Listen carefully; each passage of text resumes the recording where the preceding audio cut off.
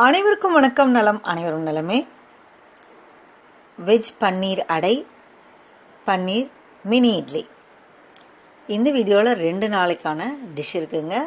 ஒரு நாள் இட்லி, ஒரு நாள் அடை எடுத்துக்கலாம். ஆனால் மாவை செய்து அதை 2 நாளைக்கெல்லாம் வச்சுக்க முடியாதுங்க. அப்பப்போ செய்துக்கலாம்.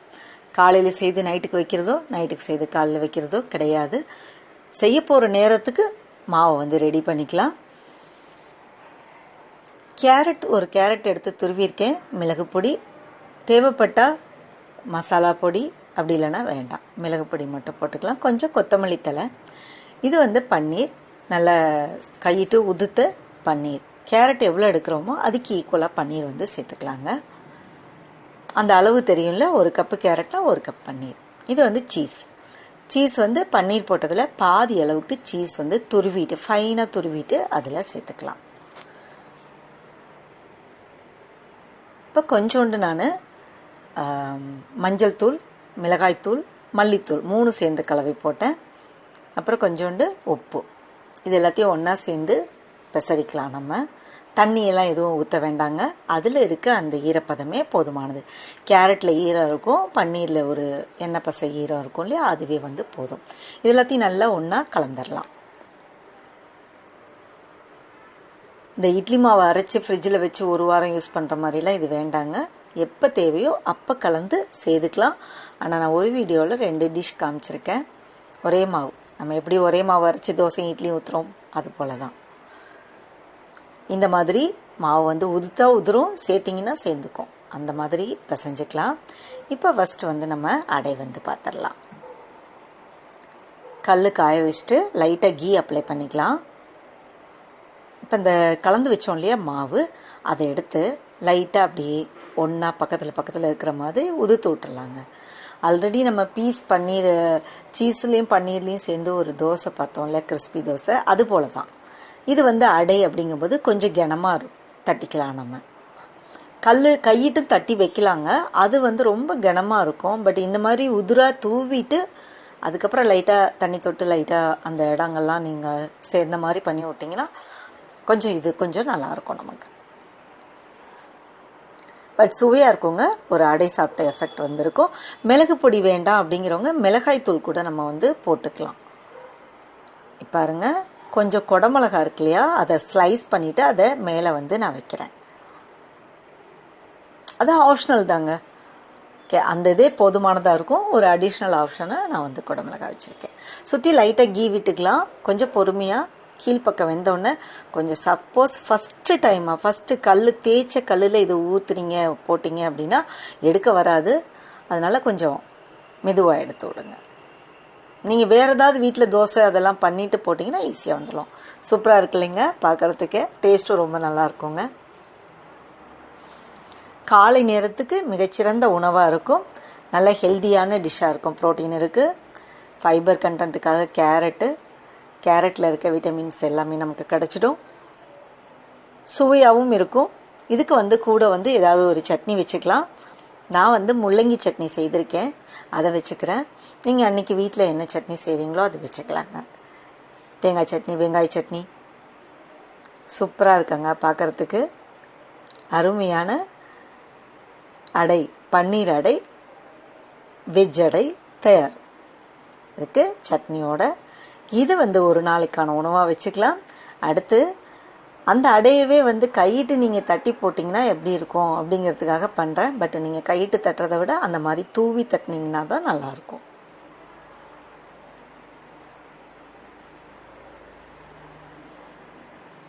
இதுக்கு எதுவும் தண்ணியெல்லாம் நம்ம சேர்க்கலைங்க. மாவு எதுவும் புளிக்கெல்லாம் வைக்கலை. அப்போதைக்கு பன்னீர் எடுக்கிறோம், கேரட் எடுக்கிறோம், சீஸ் எடுக்கிறோம், இது எல்லாத்தையும் ஒன்றா கலந்துக்கிறோம். தேவையான உங்களோட டேஸ்ட்டுக்கு தேவையான காரம், மசாலா இதுக்கெல்லாம் போட்டுட்டு நம்ம தட்டிடுறோம். நீங்கள் இந்த குடமிளகாய் வைக்கிற இடத்துல ஆனியன் கூட வச்சுக்கலாம்.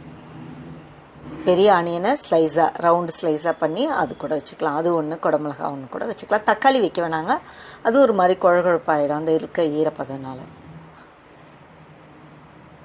ஸோ இது இப்படி தான் இருக்கும். நீங்கள் கையிட்டு தட்டி போட்டிங்கன்னா இது போல் இருக்கும். உதிரா தட்டும் போது கொஞ்சம் வந்து அதோட டெக்ஸ்சர், அதோட டேஸ்ட் எல்லாமே கொஞ்சம் வித்தியாசமாக இருக்கும் நமக்கு. உங்களுக்கு எது வசதியாக இருக்கோ அது இப்படி செய்துக்கோங்க. ஸோ இப்போ இது வந்து தயாராகிடுச்சு. ஒரு ஆள் 2 3 சாப்பிட்டாலே வயிறு ஃபில்லிங்காக இருக்கும். இது ஒரு நாளைக்கான காலை உணவு. மறுநாளைக்கான காலை உணவு ஆனால் புதுசாக மாவு தயாரிக்கணும். நான் திரும்ப திரும்ப சொல்லிகிட்ருக்கேன். ஒரு நம்ம இட்லி தட்டு அதை எடுத்துக்கலாம், இல்லை மினி பிளேட் இந்த மாதிரி இருந்ததுன்னா எடுத்துக்கலாம். லைட்டாக கீ விட்டு க்ரீஸ் பண்ணிவிட்டு இந்த மாவு இருக்கு இல்லையா, இதை லைட்டாக இட்லி மாதிரியோ குழக்கட்டை மாதிரின்னு வச்சுக்கோங்களேன், அதை உருட்டிட்டு லைட்டாக ஒரு ப்ரெஸ் பண்ணி விட்டிங்கன்னா தட்டையாக ஆகிடும் நமக்கு இட்லி மாதிரி. இதை வந்து இட்லி பானையில் எப்பொழுது வேக வைக்கிற மாதிரி வேக வச்சுக்கலாங்க. நீங்கள் அன்னைக்கு காலையில் இட்லி மித்தவங்களுக்கு செய்தீங்கன்னா அதுலேயே இதை ஒரு பக்கம் வச்சு நம்ம வேக வச்சு எடுத்துக்கலாம். பெரிய இட்லியாக கூட வச்சுக்கலாம், 1 2 வச்சுக்கலாம், சின்னதாகவும் வச்சுக்கலாம். இதை எப்பொழுதும் போல் மூடி போட்டு வேக வச்சு எடுத்துடலாம். வெந்திருக்கா பார்த்துக்கோங்க, பார்த்தாலே தெரியும் உங்களுக்கு. அது கொஞ்சம் புஷ்ஷுன்னு ஆகி வெந்த மாதிரி தெரியும் உங்களுக்கு, டெக்ஸ்சர் வந்து வித்தியாசம் தெரியும். இப்போ இது வெந்துருச்சு. ஒரு ஸ்பூன் வச்சு பார்த்தீங்கனாலும் தெரியும். சூட்டோடு எடுத்தீங்க அப்படின்னு சொன்னால் இந்த குழகழப்பு தன்மை வந்து போயிருக்காது. அப்போ வந்து உங்களுக்கு ஒட்டிக்கும், இல்லைனா வந்து அது ஒரு என்ன சொல்கிறது நீர்த்தன்மையோடு இருக்கிற மாதிரி தெரியும். ஆனால் ஆற விட்டுட்டு எடுத்தீங்க அப்படின்னு சொன்னால் சூப்பராக அழகாக இட்லி மாதிரியே வந்திருக்கும் உங்களுக்கு. இப்போ நான் எடுத்து சுட சுட தான் வைக்கிறேன். இதுக்கு நீங்கள் கூட சட்னி ஏதாவது வச்சுக்கலாம்.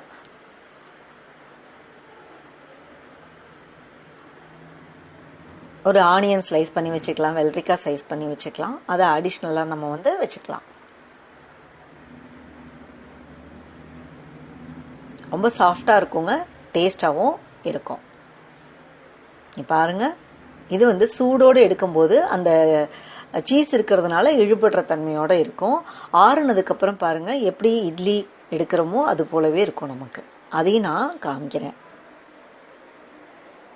இது ஆறி இருக்குது. ஆறும்போது பாருங்கள் தட்டில் ஒட்டாமல் எப்படி வந்திருக்கு, அதோட டெக்ஸ்சர் எப்படி இருக்குங்கிறதையும் நீங்கள் பாருங்கள். இது வந்து அந்த இழுபடுற தன்மை வந்து இருக்காது, இட்லி போலவே இருக்கும் நமக்கு. இங்கே பாருங்கள், ஈஸியாக சாஃப்டாக சூப்பரான இட்லியும் வந்து தயார். ஸோ இது ஒரு நாள் அது ஒரு நாள் காலை உணவாக நாம் வந்து எடுத்துக்கலாம். செய்து பார்த்துட்டு எப்படி இருந்ததுன்னு மறக்காமல் உங்கள் கமெண்ட்டை வந்து நீங்கள் பதிவு பண்ணுங்கள். ஸோ அப்படியே சேனல் பார்த்துட்ருக்கவங்க வெயிட் லாஸ்க்காக இல்லைன்னாலும் புதுவிதமான டிஷ்க்காக சப்ஸ்கிரைப் பண்ணி வச்சுக்கோங்க. தேங்க்ஸ் ஃபார் வாட்சிங்.